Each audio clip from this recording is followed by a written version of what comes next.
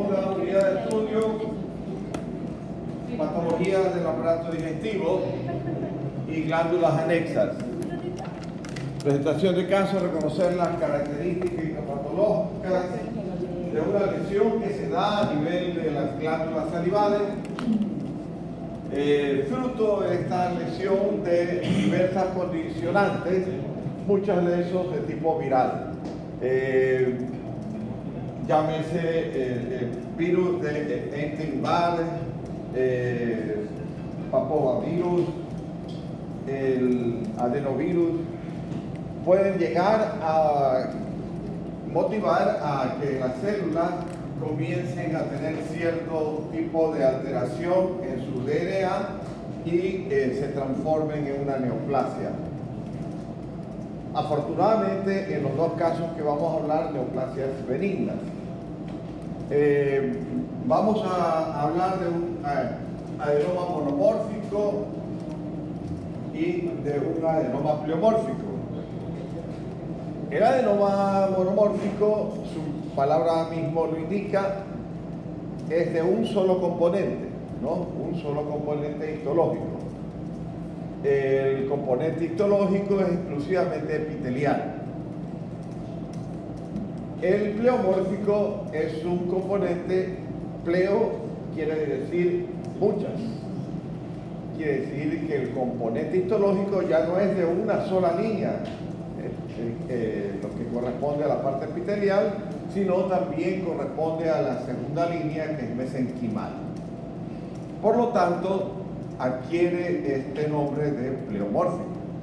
No, la palabra pleomórfico no significa neoplasias de tipo maligno, sino condicionantes que tienen dos situaciones de neoplasias epiteliales combinadas con neoplasias mesenquimales simultáneamente.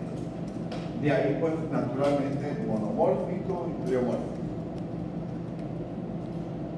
Las condicionantes son similares, las que hemos mencionado ya en el asunto de etiología, que puede ser causada por diversos tipos de infecciones virales. Estas lesiones tienen también ciertas modificaciones. Por ejemplo, la monomórfica más se puede encontrar en las glándulas menores, pero las pleomórficas, los adenomas pleomórficos, exclusivamente en las tres glándulas mayores, que vienen a ser la sublingual, submaxilar y la parótida. Entonces, el pleomórfico, el adenoma pleomórfico, es casi exclusivo de estas tres glándulas mayores. La monomórfica crece de una manera expansiva y la monomórfica siempre va a tener una cápsula gruesa que lo circunscribe y lo delimita y crece por expansión. Entonces, dicho todo esto, vamos a ver que estas se manifiestan como un bulto, como una masa que sobresale al epitelio normal. Estas masas tumorales tienen la propiedad de ser fácilmente delimitadas, se delimitan con mucha facilidad y se mueven con mucha facilidad a la palpación, ¿no? La pueden mover y la pueden delimitar fácilmente, las dos. En cuanto a la microscopía, vamos a hacer primero la descripción del monomórfico. Pongan al examen histopatológico de la lesión procedente de glándula, pongamos en este caso, si desean, sublingual. Se observó que está constituido por una proliferación de tubos glandulares serosos, predominantemente serosos, y ciertos de ellos mucinosos. Estos tubos glandulares son uniformes en forma y en tamaño. Están revestidos por un epitelio cúbico de núcleos redondos de cromatina finamente granulares. que preserva la relación núcleo-citoplasma. La lesión tiene un aspecto homogéneo, no presenta pleomorfismo ni anaplasia. Ciertos conductos glandulares tienen dilataciones quísticas. Esta masa tumoral está revestida o circunscrita o rodeada, está rodeada o circunscrita por una capa a manera de cápsula de tejido fibroconectivo, de fibroblasto y fibroascolón, bien preservadas. Diagnóstico: adenoma monomórfico de glándula sublingual. Por ejemplo, ya le digo, puede ser cualquiera, la monomorfa, puede estar en cualquier tipo de glándula.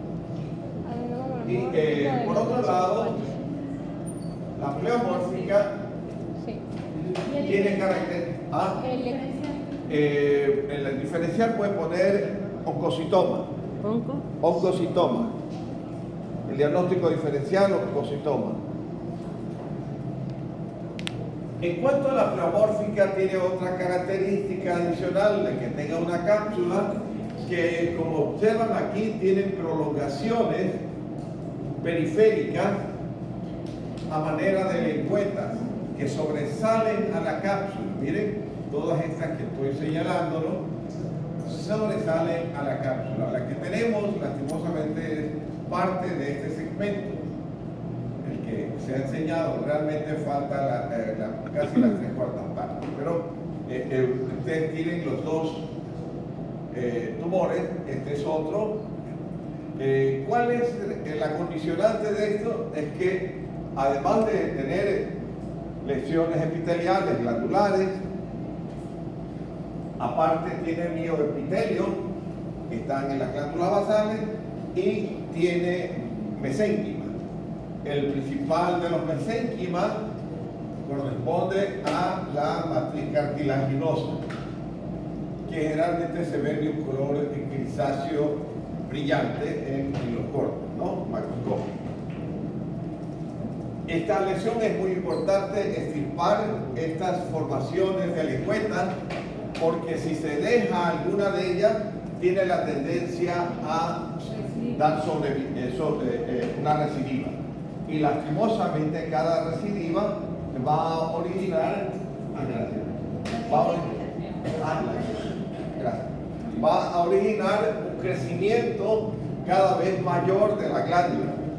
Mientras más recidiva de, este es un axioma 100% seguro, mientras más recidiva de el tumor de glándula salival, por ejemplo, parotia, sublingual, submaxilar, de este tipo, la pleomórfica, en cada recidiva tiene displasias que van paulatinamente aumentando, es decir, displasia moderada, después displasia severa, después una metaplasia típica, después un carcinoma in situ y finalmente un adenocarcinoma,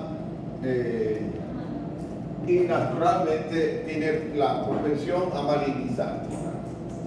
Pero ojo que también podrían crecer desde la parte de la matriz cartilaginosa y dar un condrosarcoma. En cuanto a la microscopía, vamos a poner lo siguiente, pongan microscopía.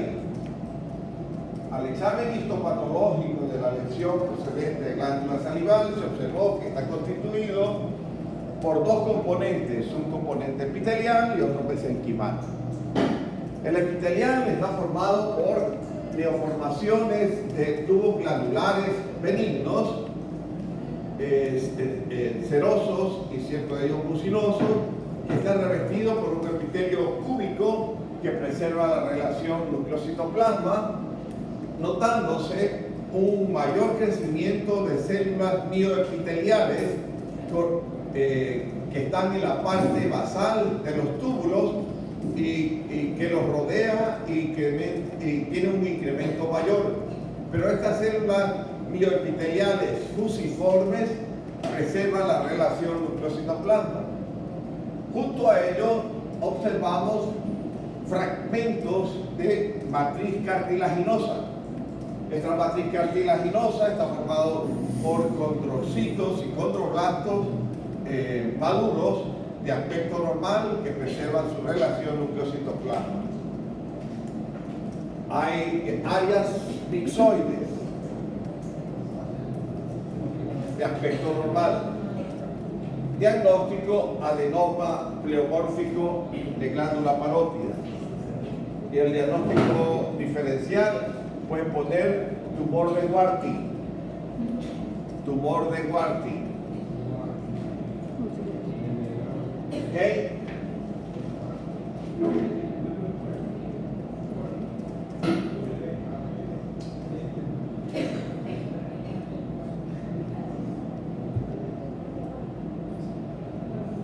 Bien.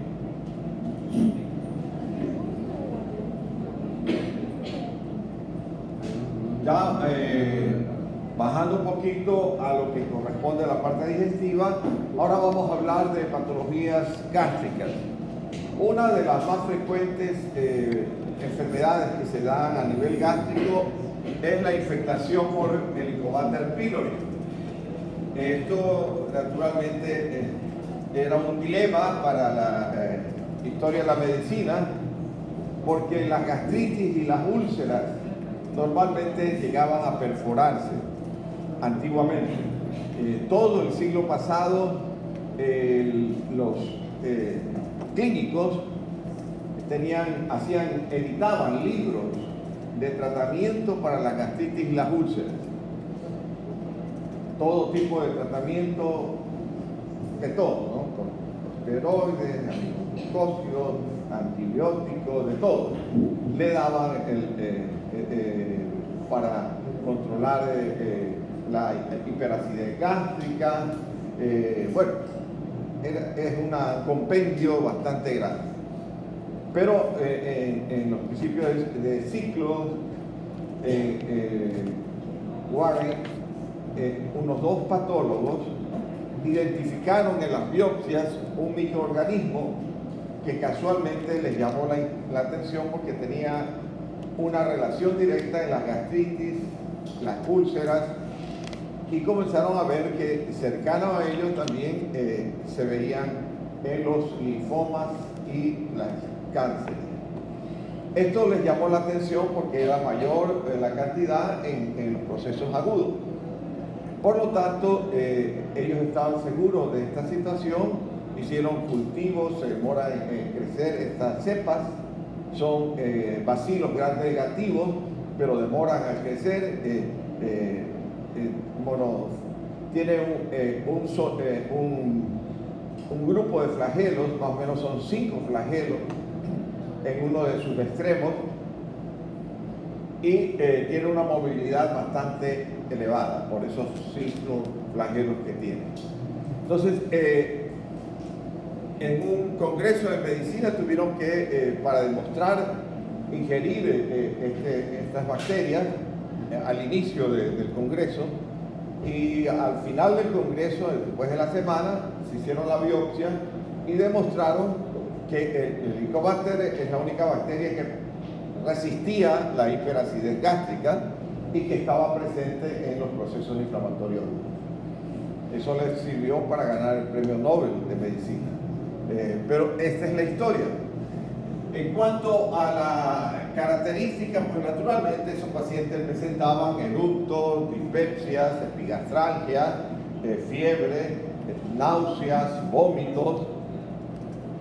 Y esto se acentuaba de acuerdo al tipo de lesión que iba a causar. Inclusive podría llegarse hasta perforar esas mucosas gástricas en situaciones que el cirujano pues tenía que intervenir.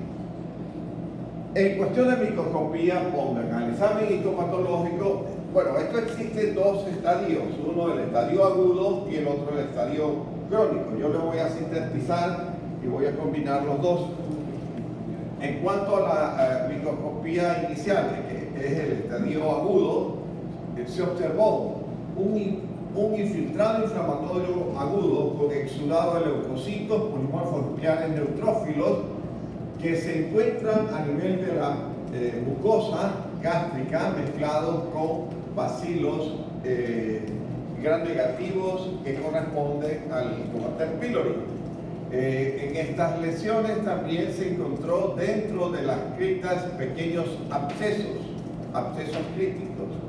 Hay un marcado edema, erosión epitelial, y posterior a los 15 días comenzó a aparecer esto, las metaplasias intestinales. Como si ustedes observan, estas son las criptas gástricas normales, y estas en cambio tienen células caliciformes, endócrinas y el cepillo. ¿Qué quiere decir? Que esto es característico del intestino.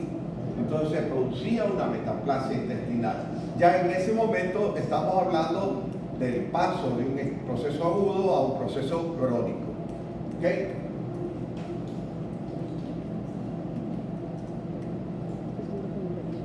Y aquí vemos la lesión ya floreciente, que ustedes lo han visto al microscopio, ya es en un estadio crónico. En ese estadio crónico va a presentar las siguientes características. Pongan, notándose además en la lámina propia la presencia de un infiltrado inflamatorio crónico con linfocitos, células plasmáticas que forman folículos. Hay angiogénesis con proliferaciones de yemas capilares, rodeados de zonas de hemorragia, y en las glándulas, en las criptas gástricas se han transformado. Miren, esta es la cripta normal, y miren esta cripta que está inmediata. Hay unas criptas características de una metaplasia intestinal, con células en su epitelio, caliciformes, endócrinas y en cepillo. Estas criptas, ciertas de ellas, tienen sus núcleos hipertróficos y hipercromáticos con focos de displasia leve. Entonces, ¿cuál es el diagnóstico? Gastritis erosiva crónica con metaplasia intestinal por Helicobacter pylori. Gastritis erosiva crónica con metaplasia intestinal por Helicobacter pylori. Y ustedes pueden poner el diagnóstico diferencial, una gastritis erosiva crónica por Candida albicans. Si ustedes observan aquí, esta es la mucosa y miren hifas y esporas de Candida albicans. Pueden poner el diagnóstico diferencial. ¿Ok? Pero también parásitos pueden llegar a invadirlo, como arcanilomycoides y estrongeloides estosporales, también pueden formar parte del diagnóstico diferencial. Miren, para visualizar exactamente la bacteria se tiene que hacer tinciones de plata. Y la tinción de plata, la principal es la de Warting-Starling. Esta tinción ayuda a que estas bacterias son productores de ureasa y por lo tanto se tiñen positivamente con la tinción de plata. Y lo vemos aquí.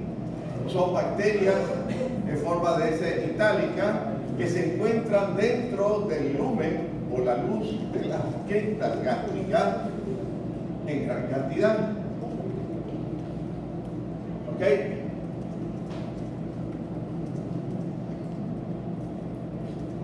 Ahí vemos en microscopía electrónica en forma de S itálica y que están introduciéndose a la parte superficial de la mucosa. Este es un microscopio electrónico de tipo barrido de scanning.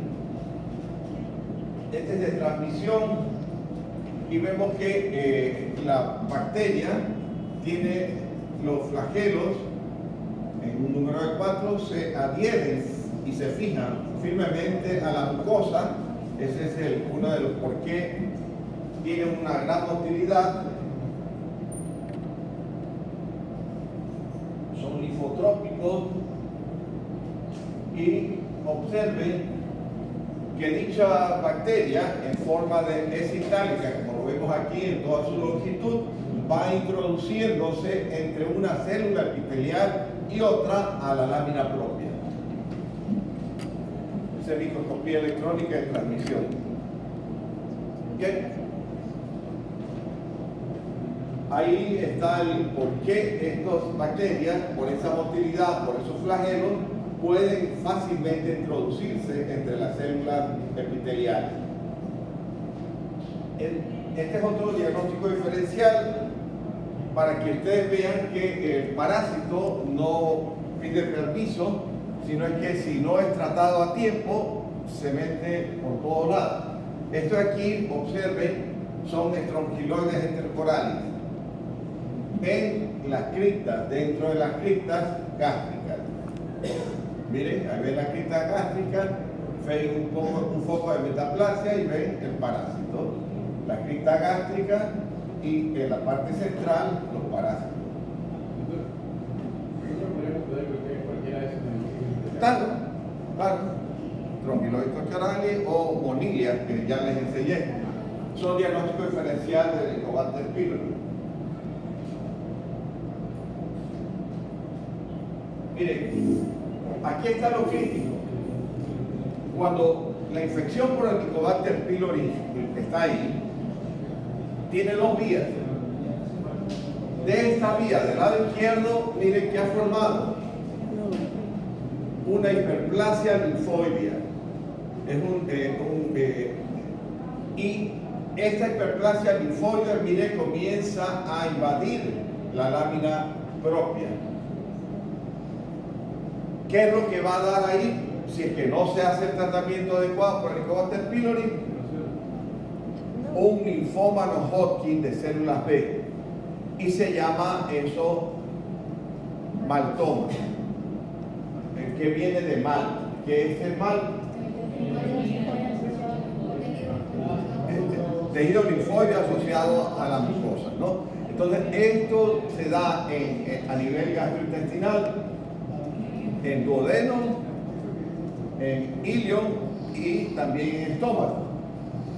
Entonces, potencialmente, fíjense, de aquí puede salir un linfoma, ¿ok? Pero de este lado de acá, miren, ¿qué ha pasado? Se vuelve una atrofia severa, ¿sí ven? Miren que debería ser esto lleno de glándulas, de criptas profundas, pero aquí hay una gran una atrofia severa. ¿Qué presenta esta atrofia severa? Miren, metaplasia intestinal, ahí ven las células caliciformes. Y adicionalmente ven núcleos hipercromáticos. Entonces, de ahí potencialmente, ¿qué es lo que va a salir? ¿Qué saldría de ahí? Cualquiera de los dos. ¿Qué probabilidad tiene si tiene metaplasia intestinal, displasia severa, un adenocarcinoma? Entonces tienen los dos vías que pueden dar o un linfoma, o un maltoma, o un adenocarcinoma. Esas son el por qué este Helicobacter pylori puede desembocar en cualquiera de estas dos. Naturalmente eso es una situación temprana, pero fíjense que ahí claramente se puede interpretar el por qué se puede dar por cualquiera de estas dos líneas, tejido linfoideo o epitelial.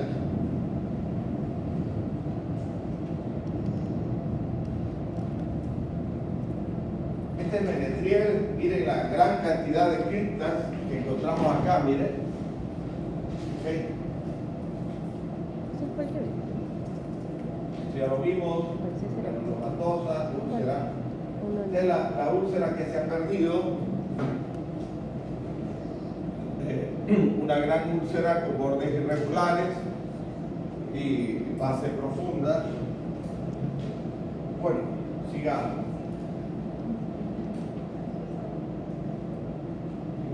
Bien, una de las circunstancias que puede predisponer, aparte del Helicobacter pylori, también están los adenomas. Los adenomas a nivel gastrointestinal son muy importantes. Entonces, el que vemos aquí, miren, son proyecciones polipoides. Esto se llama mucosectomía.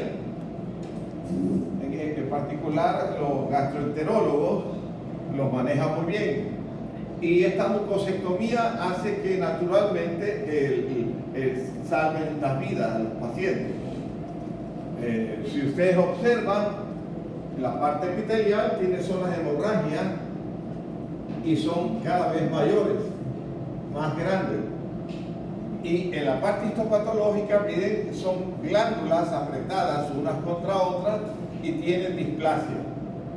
Es decir, esto ya se está convirtiendo, si hay displasia y proliferación de glándulas, es un adenoma.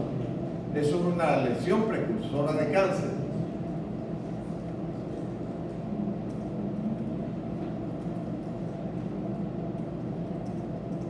Esto ya lo conocen, pólipo hiperplásico. Miren que las glándulas no tienen hipercromasia y están bien delimitadas en núcleos basales. Esto está mal.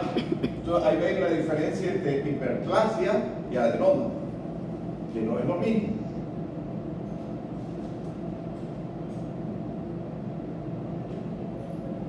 Miren, esa es cuando se hace ya un tumor ya un poquito más grande, se hace la polipectomía. En este caso ya es un pólipo gigante. Hay que hacer, seguramente eso es un adenoma. Y vamos a hablar entonces del cáncer. El cáncer tiene dos estadios, un estadio precoz y un estadio avanzado. El estadio precoz, ¿qué quiere decir un estadio precoz? Cuando la lesión tumoral está circunscrita a la mucosa. Fíjense, está el epitelio, está la lámina propia y está la muscular de la mucosa. Este es el límite de la lesión tumoral en estadio precoz. Quiere decir que no avanza más allá de la mucosa y cierta porción de la submucosa. No avanza y no llegan a la capa muscular propia, sino se queda en esa región. No es que se queda, sino es que es diagnosticado en estadio temprano. Los japoneses patentaron esta situación porque tenían un grave problema de salubridad y de cáncer gástrico muy avanzado, hasta que diagnostican ahora en estadio temprano, hacen la mucosectomía que ya ustedes observaron y salvan las vidas de los pacientes. Y naturalmente ya antiguamente ellos ponían el pescado con sal. Esa era la manera como lo preservaban en el siglo XVIII, XIX y antes también, ¿no? Pero la sal lo que hacía es no lesionaba el Helicobacter pylori. Y entonces ellos se llenaban del Helicobacter pylori y todas esas carnes y pescados que los salaban, porque no tenían refrigeradora, no tenían medios de congelación. Hoy por hoy ya no se da eso, porque el medio de congelación ellos son número uno. Entonces todo pescado o carne que obtienen la congelan, ¿no? Antes de que se comience a necrotizar y sea un caldo fructífero con la sangre para que esta bacteria se desarrolle. Pero si el paciente es descuidado y no tiene un diagnóstico precoz, va a tener un carcinoma gástrico avanzado. Y esto sí ya da sintomatología, es decir, está perdiendo sangre, el cáncer provoca angiogénesis exagerada y hay una pérdida de sangre constante. Y daba lo que se llama anemia ferropénica. Debilidad, anemia ferropénica, cansancio, es sinónimo de un cáncer gastrointestinal hasta que no se demuestre lo contrario.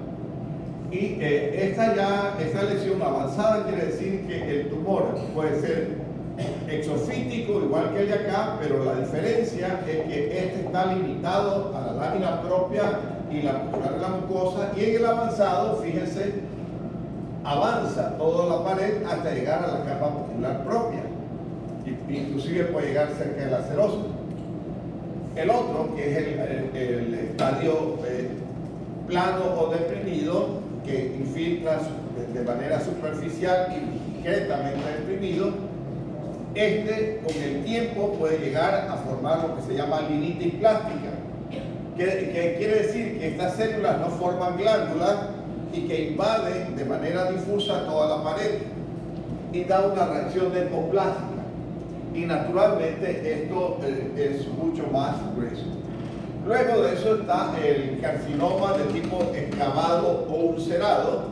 El carcinoma excavado o ulcerado, fíjense, sobrepasa un poquito la submucosa en estadio temprano, pero en estadio avanzado ya el carcinoma ha necrotizado todas las células de la mucosa, de la submucosa y la capa muscular, y se encuentra confinado exclusivamente a la capa muscular propia. Quiere decir que no existen las otras capas, pero toda esta pared está llena de glándulas malignas. Ese es el excavado ulcerado, y el exofítico son de tipo intestinal.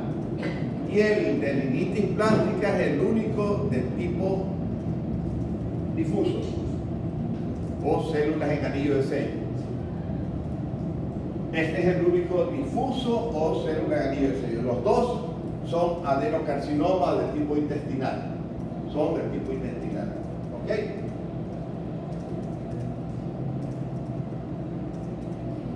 Bueno, estos son estadios.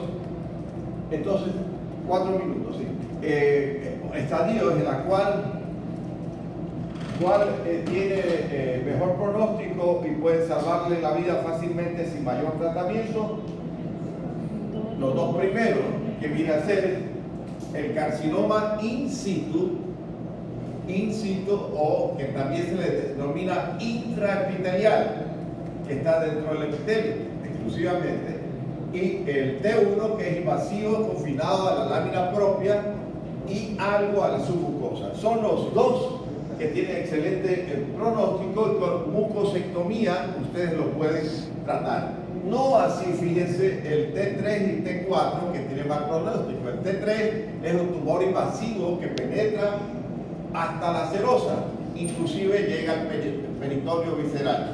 Y el T4, que es un tumor que llega a estructuras adyacentes, es decir, se van a distancia. ¿Cuáles son los que van a distancia? Miren, pueden ir al vaso, al colon, transverso, al hígado, al diafragma, al páncreas, a la pared abdominal en general, al riñón, glándulas suprarrenales, intestino delgado y peritoneo.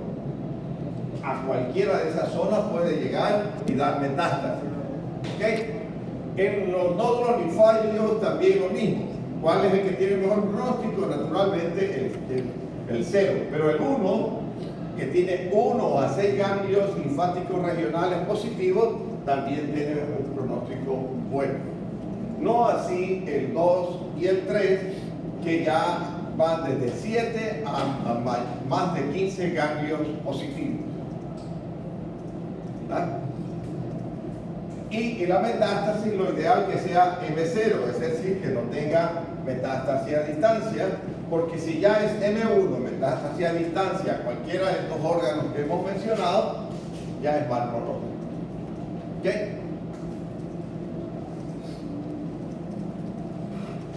Bien, ahora vamos a ver ya la parte histopatológica. Ustedes ya lo vieron, que puede ser de tipo de metaplasia intestinal, de tipo exofítico, excavado y también ulcerado. Entonces vamos a hablar ahora de un adenocarcinoma de tipo intestinal.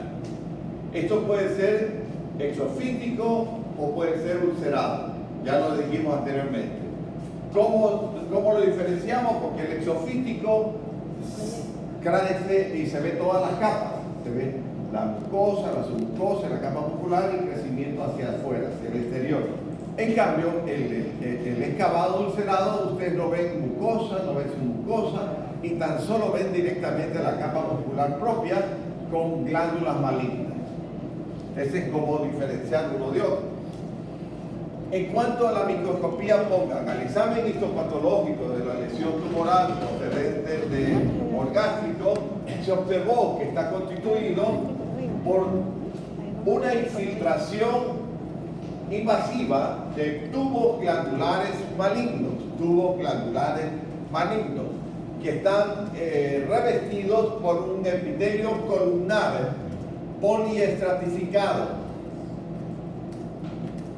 que presenta una inversión en la relación núcleo-citoplasma de núcleos hipertróficos, hipercromáticos, pleomórficos, que contienen cromatina grumosa de distribución irregular, nucleolos prominentes en un número mayor de 2. Las mitosis son multipolares, atípicas y muy frecuentes. Las masas de células tumorales han invadido de manera agresiva la capa de fibras musculares lisas y están cerca de la célula. Entonces, ¿cuál es el diagnóstico? Un adenocarcinoma tubular excavado infiltrante gástrico, de tipo naturalmente intestinal. Preferible que le pongan adenocarcinoma intestinal, tubular excavado infiltrante gástrico. Adenocarcinoma intestinal. ¿Ok? Doctor, ¿y el diferencial? El diferencial, pongan tumor carcinoide. Gracias. Tumor carcinoide. Mire, para eso tiene que valerse de inmunohistoquímica y aquí tenemos, si hay una controversia, no está, que está en duda, que sea un tumor carcinoide o un argentacinoma y un adenocarcinoma, deben mandar a hacer, por ejemplo, CAN 5.2, AE1-AE3, EMA, SEA, para ver y descartar cuál es el... Estos son citoqueratinas y se tiñe positivo para los carcinomas. En los tumores carcinoides no se tiñe.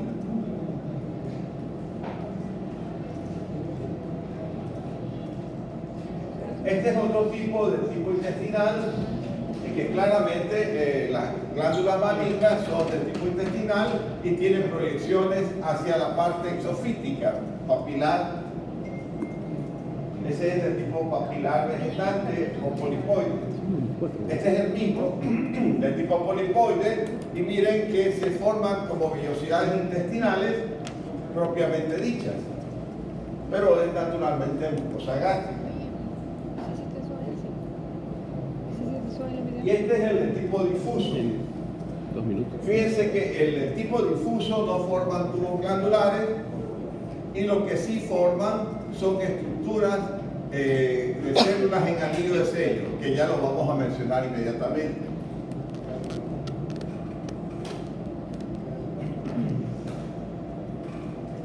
Bien, ahora vamos a hablar del tipo difuso. Todos los anteriores han sido del tipo intestinal.